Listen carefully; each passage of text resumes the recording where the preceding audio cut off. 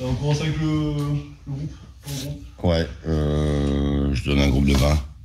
Il y a encore un petit souci, mais je pense qu'il va se régler. Donc voilà, c'est les mêmes que la semaine dernière. D'accord. Bon, Didier, comment tu abordes ce match face à un nouveau gros du championnat? J'ai toujours dit qu'on voulait se mesurer au top 5. Voilà, donc on en a fait 3. On a gagné 2, on en a perdu 1. Maintenant, il faut qu'on arrive à reproduire ce qu'on a produit contre Ajaccio, où ça a été très solide, on a été très bien organisé, on a laissé peu d'espace à l'adversaire et en jouant notre jeu. Après, on sait qu'on va chez une équipe qui a un gros budget, qui a des joueurs d'expérience, voilà. Mais je pense que par rapport au jeu, aujourd'hui, on peut rivaliser avec ces équipes-là. Dire qu'on va faire un résultat, c'est autre chose, mais au moins rivaliser. Puis il faut qu'on arrive à exporter ce qu'on fait à la maison. Justement, comment on arrive à inculquer ça dans un groupe y croire un peu plus quand on est capable de faire des résultats contre Ajaccio et contre Paris.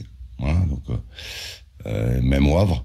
Voilà, il faut qu'on soit surtout par rapport au match du Havre, il faut qu'on ait un peu plus d'exigence pour pas faire d'erreurs contre ces équipes-là, pour y croire un peu plus offensivement et pour essayer de les mettre en difficulté. En tous les cas, on va là-bas pour les emmerder en tout cas. La Ligue, donnez les chiffres cette semaine, vous êtes la meilleure équipe à domicile. Le gap, la marge de plus, elle est là, à l'extérieur, réussir à transformer ça. Bah oui, on est 17e à l'extérieur. Donc il y a vraiment un fossé entre premier et 17e. Ouais, il faut prendre conscience que si on veut être, je pense qu'on est une équipe qui est assez correcte. Si on veut devenir une bonne équipe, il faut qu'on ait de la régularité sur l'enchaînement des matchs. Une bonne équipe, c'est une équipe qui perd peu souvent. Et nous, à mon goût, on perd finalement trop souvent. Votre défense a eu un petit coup de mou il y a un mois à peu près, un peu plus. Là, ça va bien mieux. Est-ce que c'est un bon test, cette équipe d'Auxerre, qui est la deuxième meilleure attaque du championnat? Oui, c'est un bon test. Maintenant,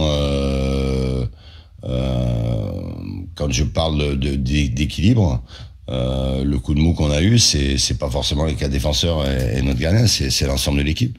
Ça veut dire qu'il faut faire le remplacement plus vite, il faut défendre en avançant et non pas être en place.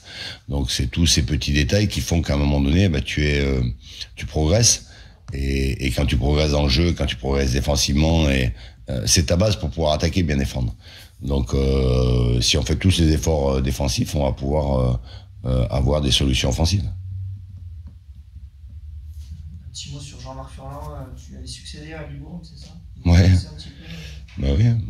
C'est quelqu'un qui est de la région, c'est quelqu'un qui a un style de jeu.